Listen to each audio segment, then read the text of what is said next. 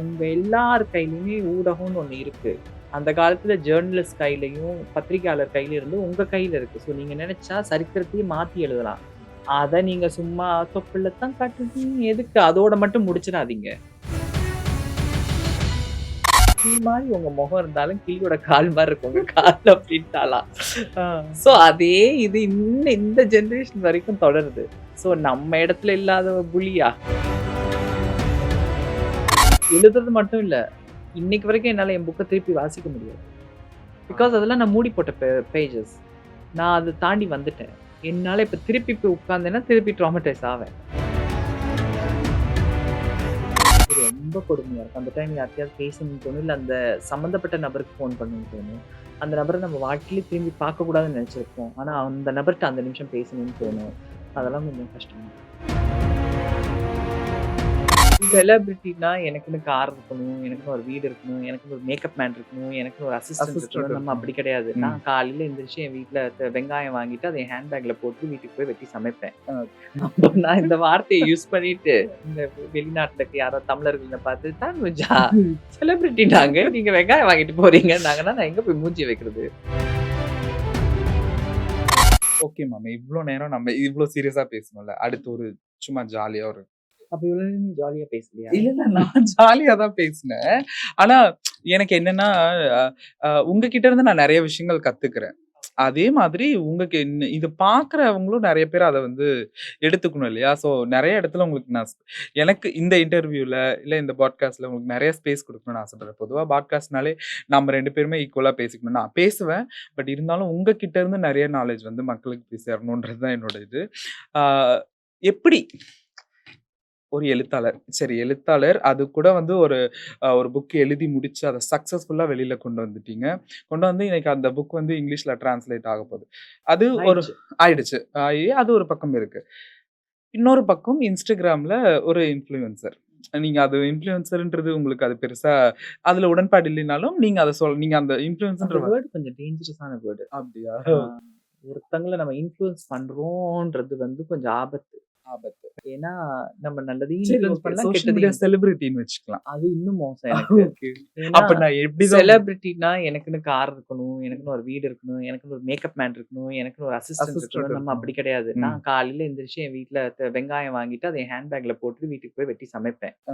அப்போ நான் இந்த வார்த்தையை யூஸ் பண்ணிட்டு நான் வேலை முடிச்சு டயர்டா வெங்காயத்த வாங்கி ஹேண்ட் பேக்ல போட்டு நடந்தா, அங்க வெளிநாட்டுல இருக்க யாராவது தமிழர்கள் என்ன பார்த்து, "தனுஜா செலிபிரிட்டினாங்க. நீங்க வெங்காயம் வாங்கிட்டு போறீங்கன்னாங்கன்னா, நான் எங்க போய் மூஞ்சி வைக்கிறது?" அப்புறம் நான் எப்படிதான் மாமி சொல்லட்டும் Instagram. நான் ஏன்னா ஜஸ்ட் ஒரு ஒரு சோசியல் மீடியா ஒரு person. Social media personality. Social media social media personality. அது ரொம்ப நல்லா இருக்கு. இன்னைக்கு நான் இந்த வேர்ட கத்துக்கிறேன். சீரியஸா. ஒரு சோசியல் மீடியா பெர்சனாலிட்டி. இது போக வந்து பல் மருத்துவ நிபுணர். இவ்ளோ விஷயங்கள். எப்படி உங்களுக்கு நேரம் கிடைக்குது? இது நம்ம தான் நேரத்த ஒதுக்கிக்கணும். இப்ப என்னுடைய மெயின் ப்ரொஃபஷன் பல் மருத்துவம். ஓகே. அதுல வந்து நான் மண்டே டூ தர்ஸ்டே வேலை பார்க்கணும். திங்கள்லேருந்து வியாழக்கிழமை வரைக்கும். வெள்ளிக்கிழமை வரைக்கும் ஏன் வேலை பார்க்கலைன்னா, நான் எதுக்கு வேலை பார்க்கணும்?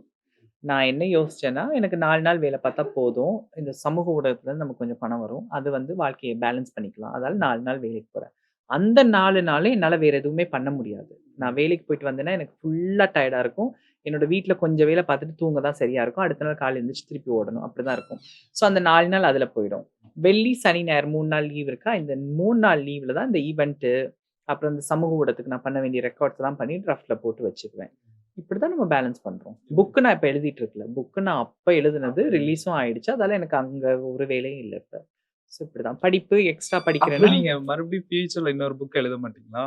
எதுக்கு ஐடியா இருக்கா? எழுதணும்னு நான் கேட்கிறேன். இப்ப நம்ம வந்து நம்ம வாழ்க்கைய வந்து ஒரு விலைக்கு கொண்டு வரோம். மார்க்கெட்ல கொண்டு வந்து குடுக்குறோம். அது எதுக்குன்னா நல்லத நெனச்சு குடுக்குறோம். அத யோசிக்காம விமர்சனம் பண்றவங்கலாம் பார்க்கும்போது, நம்ம இதுக்கெல்லாம் சொல்லி வொர்த்தான்ற மாரி ஒரு எண்ணமும் நமக்கு வரும்ல. கண்டிப்பா, கண்டிப்பா. எனக்கு இப்போ உங்க புக்க பத்தி பேசணும்னு எனக்கு இன்னொரு இது வருது. உங்க புக்ல வந்து நான் புக்கு ஃபுல்லா படிச்சிருக்கேன். அதுவும் ஒரே நாள்ல உட்காந்து, காலைல உட்காந்து நைட்டுக்குள்ள அத படிச்சதுக்கு அப்புறம் தான் எனக்கு நிம்மதியா ஒரு தூக்கமே வந்துச்சு. ஸோ நிறைய இடங்கள்ல நெறைய பேர் சொல்ல தயங்கக்கூடிய விஷயங்கள வந்து வெளிப்படையா பேசியிருந்தீங்க. அது பல விஷயங்கள் வந்து நீங்க சொன்ன மாதிரி அது குழந்தைகளுக்கு இல்ல, அது பெரியவங்களுக்கு அப்படின்னு நம்ம சொன்னாலும், ஆனா எனக்கு எனக்குன்னு இல்ல. அத படிக்கிற யாருக்குமே வந்து அதுல ஒரு துளி கூட ஆபாசம் இல்லாத மாரி தான் இருந்துச்சு. ஸோ அந்த மாதிரி எழுதுறதுக்கு ஒரு டேலண்ட் வேணும். இன்னைக்கு நெறையா திருநங்கை மக்களாகட்டும், திருநர் சமுதாய மக்கள், எல்ஜிபிடி சமூக மக்கள் எத்தனையோ பேர் புக் எழுத அ முன் வந்துட்டு இருக்காங்க. ஸோ அவங்களுக்கெல்லாம் ஒரு பெஸ்ட்டா ஒரு அட்வைஸ் பண்ணணும் அப்டின்னா, நீங்க என்ன அட்வைஸ் பண்ணுவீங்க? என்ன அட்வைஸ் பண்ணுவேன்னா, மனசுல இருக்கிறது தெளிவா ஒரே எழுதுங்க. நிமிஷம் மம்மி. நீங்க இதுக்கு முன்னாடி என்ட்ட ஒரு தடவ சொல்லியிருக்கீங்க. நான் என் புக்க எழுதும்போது, நெறைய ட்ராமா வந்து திரும்ப என் லைஃப்ல வந்துச்சு அப்டின்ற மாரி சொல்லியிருக்கீங்க. ஸோ அதோட சேர்த்து கனெக்ட் பண்ணி இவங்களுக்கு சொல்லணும் அப்டி. அதான் சொல்வேன். நீங்க எழுத போறீங்கன்னா, தாராளமா எழுதுங்க. ஒவ்வொருத்தவங்களோட கதையும் சொல்லப்பட வேண்டியது. நோ மேட்டர் அவங்க எங்க இருக்காங்க, ஏது இருக்காங்க, அதெல்லாம் முக்கியம் இல்ல. எல்லாருமே அவங்க கதைய சொல்லணும். சொன்னா தான் இந்த சமுதாயத்துல மாற்றம் உண்டாகும். ஸோ எல்லாருமே சேர்ந்து அதற்கான பங்களிப்பு செய்யணும். சொல்லப் போறீங்கன்னா, நேர்மையா சொல்லுங்க, நேர்த்தியா சொல்லுங்க. நீங்க எல்லாமே என்ன மாரி வெளிப்படையா சொல்லணும்னு அவசியம் இல்ல. உங்க மனதுக்கு எது லிமிட்ன்னு தோணுதோ, அது வரைக்கும் நீங்க சொல்லுங்க. ஆனா சொல்லுங்க. சொல்லாம இருக்காதீங்க. அதான் பிரச்சனை. இங்க ஒவ்வொருத்தரும் உங்க கதைகள உங்களுக்குள்ள புதைச்சு வச்சுட்டு, "நீ ஏன்டி பேசுறேன்னு?" கேட்டுட்டு இருக்கிறதால தான் இங்க பிரச்சனையே. நீங்க எல்லாருமே உங்க கதைய சொன்னீங்கன்னா, மக்களுக்கு புரிய வரும். மாற்றம் உருவாகும். அதனால சொல்லுங்க. அஃப்கோர்ஸ் ட்ராமா நம்ம ஃபேஸ் பண்ணி தான் ஆவோம். அத ஓவர்கம் பண்ணிடலாம். அது ம். வந்து பெரிய விஷயம்னு இல்ல. அது அந்த ட்ராமா வந்து எப்படி மம்மி இருக்கும்? நம்ம பொதுவா இருக்கிற அந்த ட்ராமா மாரி இருக்குமா? இல்ல அத ஒரு திரும்ப நம்ம அப்படியே உடைச்சு எடுத்துருமா? புக் எழுத உடைச்செடுக்கும். ஏன்னா, நம்ம புக் எழுதுறதே வந்து அமைதியான சூழல்ல தான் எழுத முடியும். ஸோ காலையில அந்த சத்தம் கேட்கிற டைம்லாம் எழுத மைண்ட் வராது. மைண்ட் ரொம்ப டிஸ்ட்ராக்ட்டா இருக்கும். ஸோ இரவு அமைதியாக ஒரு 7, 8 மணி போல எல்லாம் ஊரே அமைதியாகும்போது தான் நமக்கு மூளை நல்லா கிடுகிடுன்னு வேலை செய்யும். அப்போ உள்ள டீப்பா அதாவது பழைய மெமரீஸ் வரைக்கும் கிண்டி எடுக்கலாம். சில நேரம் ஆழ்ந்த தூக்கத்துக்கு போறதுக்கு முன்னாடி நம்ம வந்து இப்போ யோசிச்சுக்கிட்டே இருப்போமே! ஆமா, ஆமா. அந்த யோசனை தான் எழுத்தா மாறும். ஓ! அப்ப எழுதிக்கிட்டே இருக்கும்போது, நம்ம காயங்கள் சில விஷயத்த எழுதிட்டு வரும்போது, ஆறிடுச்சுன்னு நம்ம நெனச்ச காயம் கூட திருப்பி தூண்டப்படும். ட்ரிகர் ஆகும் அந்த இடத்துல. பயங்கரமா இருக்கும் அது. அது ரொம்ப கொடுமையா இருக்கும். அந்த டைம் யார்ட்டயாவது பேசணும்னு தோணும். இல்ல அந்த சம்மந்தப்பட்ட நபருக்கு ஃபோன் பண்ணணும்னு தோணும். அந்த நபர நம்ம வாழ்க்கையிலே திரும்பி பார்க்கக்கூடாதுன்னு நெனச்சிருப்போம். ஆனா, அந்த நபர்ட்ட அந்த நிமிஷம் பேசணும்னு தோணும். அதெல்லாம் கொஞ்சம் கஷ்டம் தான். ஓ! அப்ப நாம வந்து சுயசரிதை எழுதுறதும் எழுதுறது ஒரு பக்கம் இருந்தாலும், வேற வேற கருத்துக்கள் உள்ள புத்தகம் எழுதலாம். ஆமா, அப்படியும் எழுதலாம். ஆமா.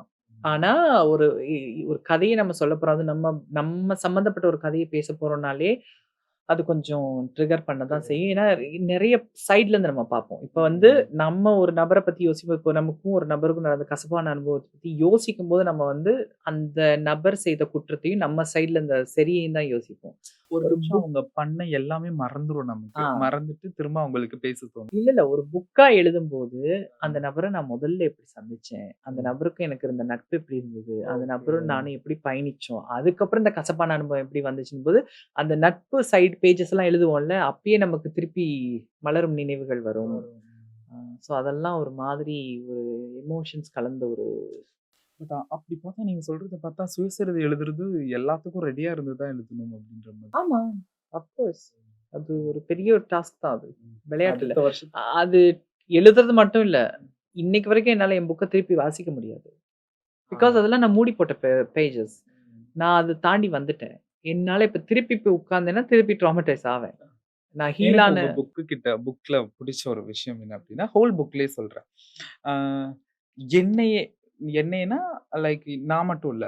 பொதுவாவே அத்தன திருநங்கைகளும் அத படிக்கும்போது அது ஒவ்வொருத்தருக்கும் அது தனிப்பட்ட வாழ்க்கையில அவங்களுக்கு நடந்தத, பெயர் மற்றும் மாற்றி ஒரு புத்தகமா வெளிவந்திருக்கு அப்படின்ற மாரி. அப்படியே நான் லிட்டரலா உங்க புக்க படிக்கும்போது, அப்படியே உள்ள போயிட்டு நெறைய இடத்துல நானுமே அதெல்லாம் க்ளோஸ் பண்ணி வச்சிருக்கேன். நான் பேர் மட்டும் மாத்திருப்பேன். இல்லையே இது நடந்திருக்கே, இது நமக்கு பண்ணியிருக்காங்களே, ஆமா இது நமக்கு செஞ்சிருக்காங்க. அந்த மாரி திங்க் பண்ற அளவுக்கு என்ன உங்க புக்கு கொண்டு போய் விட்டுருக்கு. ஆனா, அது நான் தப்பா சொல்லல மம்மி. புரியுது. இல்ல, இல்ல எனக்கு எனக்கு புரியுது. எனக்கு அவ்ளோ ஒரு கனெக்ட் ஆக முடியுது. கனெக்ட் எஸ். ஆக முடியும். அதுதான் நான் இதுவரைக்கும் புக்ஸ் வந்து பெருசா படிக்கிற ஒரு அதத்தான் நான் நபர் முதல்ல கிடையாது. சொன்னேன். இப்ப நம்ம ஸ்கின் டோன பத்தி பேசும்போது, நான் அதான் சொன்னேன். நம்ம வந்து இங்க இருக்கிற நடிகைகளோட நம்மளால கனெக்ட் பண்ணிக்க முடியல. அப்ப நம்ம வந்து நம்ம கனெக்ட் பண்ணக்கூடிய மாரி ஆளுங்கள தேடுறோம். இப்ப என்னுடைய புக் வந்து வாசிக்கக்கூடிய சக திருநங்கைகளோட கனெக்ட் பண்ண முடியுதுன்னா, அப்ப அவங்களோட உணர்வும், என்னோட உணர்வும் சேமா இருக்கு. சேம். ஸோ அவங்க அனுபவிச்சத நானும் அனுபவிச்சிருக்கும்போது, அதுதான் முக்கியம். ரெப்ரசன்ட் பண்றேன் நான் அவங்கள. So okay. அதான் என் புக் அப்ப உங்க எல்லாரையுமே ரெப்ரசன்ட் பண்றது ஒரு பாசிட்டிவான ஒரு விஷயம் தான். இங்கிலீஷ் எடிஷன் எப்படி மேம் இருக்கு புக்ல? சேம் அப்படியே அத சேம் தான். இது டிரான்ஸ்லேஷன் பண்றது அப்படியே தான் பண்ணுவாங்க. அது ஒரு வார்த்தை கூட மாத்தக்கூடாது அவங்க. மாத்தக்கூடாது. ஓகே. அர்த்தமும் மாத்தக்கூடாது. அந்த இதையுமே மாத்தக்கூடாது. நான் தமிழ் மட்டும் தான் படிச்சிருக்கேன். இன்னும் இங்கிலீஷ் சேம் படிக்கல. இங்கிலீஷ் அதே தான். கண்டிப்பா நான் படிக்கிறேன் மம்மி. அடுத்த வருஷத்துக்குள்ள முடிஞ்சா நானும் ஒரு புக் எழுதி, நீங்க அத ரிலீஸ் கண்டிப்பா பண்ற என்னோட மாதிரி. Wishes thank you. எழுதணும். ஒவ்வொருத்தவங்களோட கதையும் நான் சொன்ன மாரி ஒவ்வொருத்தவங்களோட கதையும் பதிவு பண்ண வேண்டியது. ஓகே. நீங்க சோசியல் மீடியால நெறைய விஷயங்கள பேசியிருக்கீங்க. ஆனா எனக்கு சோசியல் மீடியால நீங்க வந்து பேசுறதோ நெறைய பேர் என்ட்டயுமே சொல்லியிருக்காங்க. அவங்க என்ன சோசியல் மீடியால நல்ல அவேர்னஸ் குடுக்குறாங்க. அவங்க என்ன சர்வீஸ் செய்ய போறாங்க? அப்டின்ற மாரி. எனக்கு தெரியும் நீங்க என்ன ஏதோ ஒரு சர்வீஸ் ஆரம்பிக்கணும். அத பத்தி நம்ம 2 பேரும் பேசியிருக்கோம். ஸோ அத பத்தின ஒரு டீட்டெயில் அனலைஸ் அத பத்தி நீங்க சொல்லுங்க. அதுக்கப்புறம் அத சார்ந்த ஒரு கேள்வி என்கிட்ட இருக்கு. ம். இந்த கேள்வி கேட்கிறவங்க இருக்காங்கல்ல, இந்த அவங்க என்ன பேசியிருக்காங்க அது இதுன்னு. அதுக்கு நான் ஒரு எக்ஸாம்பிள் சொல்றேன். நான் மதுரைக்கு இப்ப போயிருந்தேன்னா, மதுரைக்கு போயிட்டு நான் மணி எக்ஸ்சேஞ்ச் தேடி அலைஞ்சுட்டு இருந்தேன். நான் இருந்த ஏரியாலயே டவுனுக்குள்ள இந்த ஹோட்டல சுத்தி அலையும்போது ஒரு பொண்ணு வந்தாங்க.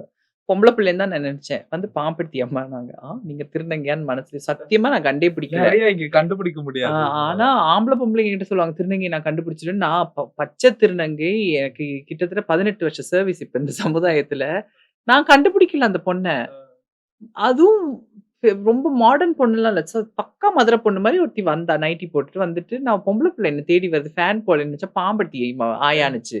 ஆ ஜியோம்மான்னேன். அந்த பொண்ணு வந்துட்டு, "மம்மி இங்க தான் இருக்காங்க ஆயா. வாங்க உங்கள வர சொன்னாங்க" அப்டின்னா. நான் சொன்னேன், "எங்கம்மா உங்க மம்மி இருக்காங்கன்னு?" எங்க மம்மி அங்க இருக்காங்கன்னு அவங்க மம்மி பேர சொன்னா. நான் சொன்னேன், "எனக்கு தெரியாதும்மான்னு." அப்புறம் அவங்க மம்மி பண்ண விஷயங்கள் கொஞ்சம் பேர் ஃபோட்டோ ஷூட் பண்ணியிருந்தாங்க. அந்த ஷூட் சொன்னா, அந்த பொண்ணா?" அப்படின்னு சொல்லிட்டு போனேன். அந்த பொண்ணு, "வாங்க அம்மா வீட்டுக்கு ஒரு வாய் சாப்பிட்டுட்டு போங்கன்னு" சொன்னா. ஒரு மரியாதைக்கா அந்த பொண்ணு வீட்டுக்கு போனேன். அப்ப அந்த பொண்ணு சொன்னா, "எனக்கு உங்கள பார்க்கணும்னு ரொம்ப ஆசை. நான் இன்னைக்கு பார்த்துட்டேன் கடவுளேன்னு. நீங்க வீடியோ போட்டீங்க ஞாபகம் இருக்கா YouTubeல? சரியான சிகிச்சை தாய்லாந்துல தான் பண்ணலான்னு சொல்லி, அந்த சிகிச்சைய பார்த்து மம்மி நான் வந்து தாய்லாந்துல தான் பண்ணணும்னு சொல்லி கரெக்ட்டான சர்ஜரி நான் பண்ணேன். அதுக்கு உங்களால தான் எனக்கு நடந்துச்சு. நான் உங்களுக்கு ஒரு புடவ வாங்கி தரணும்னு சொன்னா. அப்ப நான் சொன்னேன், "எனக்கு இது வந்து பெரிய ஒரு பிளெஸ்ஸிங்மான்னேன்." "ஏன் மம்மி? எனக்கு தான் மம்மி பிளெஸ்ஸிங்." நான் சொன்னேன், "அப்படி இல்லம்மா. அந்த வீடியோ போட்டப்ப நெறைய கேடுகெட்ட திருநங்கைங்க வந்து என்கிட்ட வந்து, எதுக்கு நீ இதெல்லாம் சொல்ற? இதெல்லாம் சொல்லி என்ன வரப்போகுது? நம்ம கதையெல்லாம் ஏன் வெளியில விடுறேன்னு" கேட்டவங்களும் இருக்காங்க. கேட்டவங்க இருக்காங்க. ஆமா. அவங்க எல்லாருக்கும் நான் பதில் சொன்னேன். இது வந்து உங்களுக்காக நான் போடல. இல்ல உங்களுக்கு நடந்த மிஸ்டேக்க பத்தி நான் இதுல பேசல.